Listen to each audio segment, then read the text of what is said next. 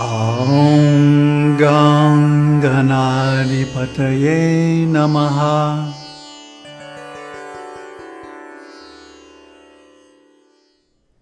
This is an early photo taken at Skandashramam of Bhagwan, his early disciples, his mother, and all the way on the right, Sri Muruganar. Muruganar is, of course, the author, along with Ramana, of this book, Guru-vachaka-kovai. I just thought you might want to see him. It was quite a gang, huh? That must have been like 1920s, very early. So that was before Ramanashramam was established, because that didn't happen until after Bhagwan's mother passed away. So it's a very nice view into a blessed, a really, I mean, it's just hard to imagine how wonderful, how detached, and how learned and realized, and how lucky, fortunate these people were to have Bhagwan's association in such a state. This was just after his emergence from Virupaksha cave. And as you can see from his eyes, he's fully wired with transcendental bliss. So they got the benefit of seeing that and also hearing of him explain it. And this was before Ramana had been schooled in the scriptures by Muruganar. This is his spontaneous utterance of his state, of his realization.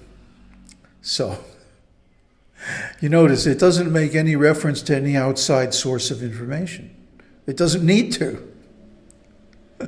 Because Ramana himself is speaking from that space of full realization, ajatta. So, let's take a look at the verse for today.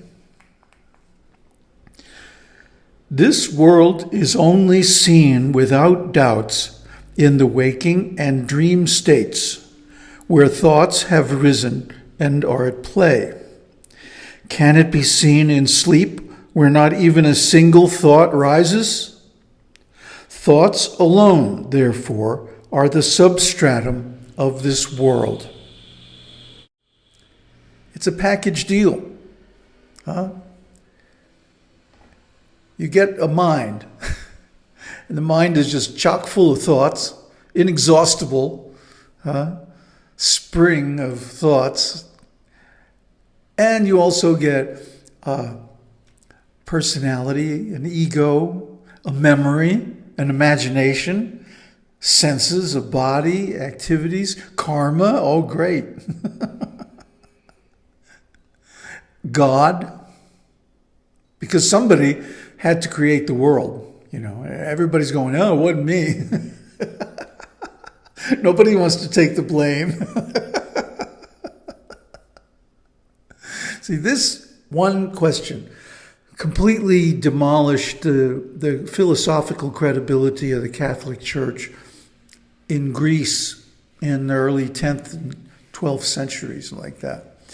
That you say God is perfect and all pure and without sin and so on. Yet, he created this world. And look at it. It's a mess. It's crazy, isn't it? Isn't that everybody's experience? You expect it to go one way and it goes completely different. And no matter how hard we try to model the world and how it works, it's never 100% accurate. We can never really predict reliably, especially about people, even ourselves. If you told me 10 years ago that I would be preaching in the Shankara lineage, or sharing insights from Ramana Maharshi, I would have told you, to take a long walk off a short pier. But things change. And as we grow, our intelligence expands and we're able to understand more things that we couldn't grasp before. It just takes time and experience. And part of that experience is that the world is a mess. That is not perfect.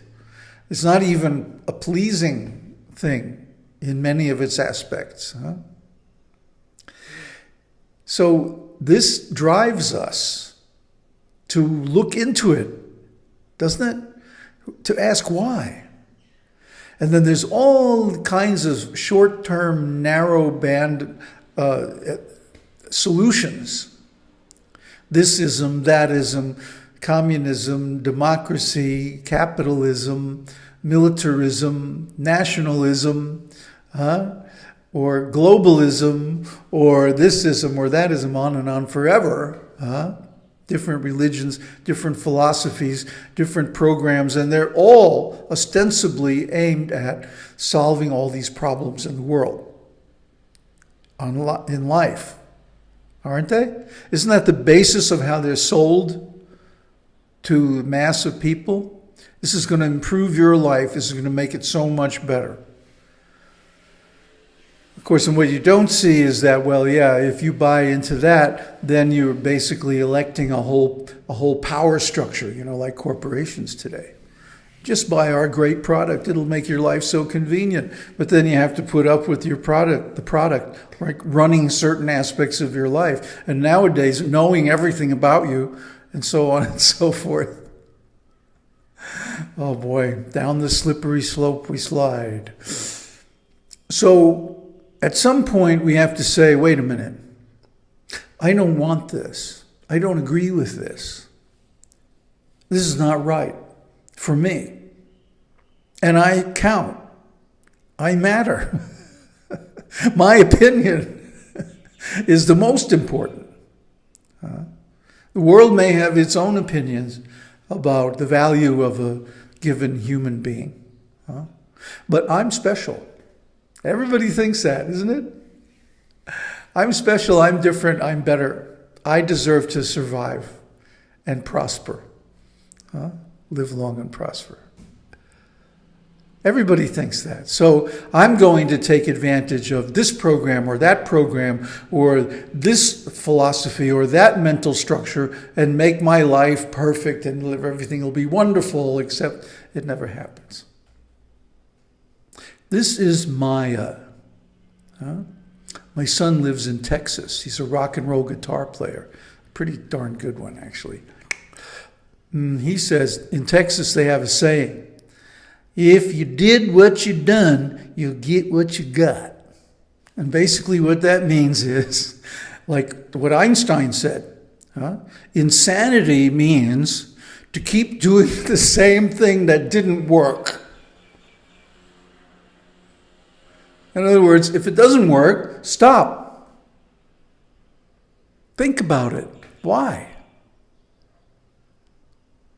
So all of us are walking around in this pareidolia. Remember pareidolia? Back several videos now. We're walking around in this constant state of pareidolia, which means we are projecting a pattern onto the world, onto phenomenon, which is not there. We're seeing something that's not, we're imagining something, like virtual reality, VR. Projecting, superimposing a view on what is. And that causes us to see things that aren't there, like the ego, for example, or the mind. Yes, there are thoughts floating around, and, if we want to put up a fence and say, these are my thoughts, we can do that, but the consequence of it is then, when somebody else comes up with a better thought, we go through all kinds of changes, resistance, envy, denial. It's human nature, isn't it? So there are so many great ideas out there, and the greatest of all the great ideas is Shankaracharya's interpretation of the Vedas. As far as I can tell anyway, because it gives everyone an absolute benefit. And the only investment required is to look at things in a certain way.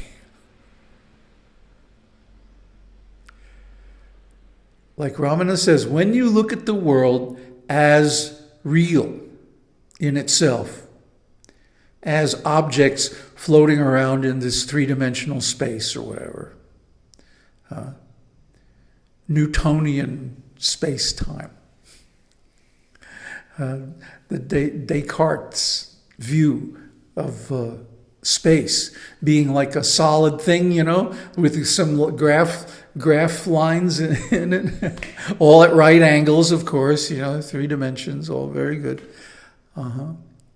That's Cartesian space. See, Newtonian physics operates in Cartesian space. But if science is way beyond Newtonian physics and Cartesian space, why aren't we? We still cling to the same old illusions, that there are objects and that space is a thing that you can fill up. That's only because we make walls to divide it. Duh. See, everything that we think about the world is just our own projection on it. And this is why we're in delusion. This is why we're confused. And this is why we're suffering existential floating anxiety. Going all the way back to one of our first series, Living in the World. Everybody has the fear of death, which manifests as free-floating anxiety. Anxiety without an object. The imaginary monsters under the bed. Isn't it? And because of this, we hold ourselves back from living fully in every way because we're afraid. And we don't even know what we're afraid of. So, of course, we have to imagine some monsters, some enemies, some dangers that aren't really there. I remember my family, when I was a kid, I used to love to go out in the woods and out in the swamps and just run around and be a kid, And my family was always like, oh, it's so dangerous out there. There's wild animals and who knows what. I never saw the least dangerous thing. I mean, the most dangerous thing I ever saw out there, I think, was a snake. Heck, we kids, we used to catch them. Catch them, put them in a cage, Feed them bugs. I mean, there wasn't anything to be afraid of, We were more afraid of our parents. So it's like that. We're afraid of this world, but we don't realize the whole world simply rests on a thought. And that thought is, I am this body. So if we look at that thought, if we inquire, who am I? What am I? Am I this body? No. It's impossible because this body is 71 years old. So that means it's already changed completely since I was a kid. According to Vedas, every 7 years, your body changes completely. All the substances are recycled and new cells are built and so on, according to what you eat. And that includes impressions as well. So every 7 years, your whole body, and actually your mind also, is completely changed, recycled every 7 years. So I've already gone through 10 bodies. Hey, that's one more than a cat. So if you see this, you cannot identify with the body because it's always changing. And one of these days, it's going to change and die. Then what are we going to do? Well, we'll get to that in later episodes. I wanted to finish that series on Vedanta, but there wasn't enough interest, so I had to drop it. But that explains everything. If you want to know all this stuff, study Vedanta. Om Tat Sat. Aum Harihi Aum.